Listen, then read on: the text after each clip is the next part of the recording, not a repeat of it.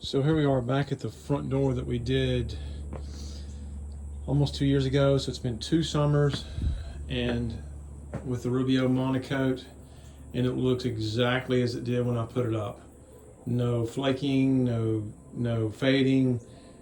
It's all pretty much clear. We got some off on the color. We could have added a little more down there on the color. I had to custom mix the color, but other than that, there's a little scuff, just normal wear down there at the bottom that you can see. But I would say the Rubio Monocoat would be the answer if you want a permanent solution. All you have to do is when it fades, if it does fade, just restain it, but it doesn't flake off, doesn't peel. It has a nice matte finish to it. So yeah, there I am in the window, and yeah, thankful that we are blessed. Yes, exactly.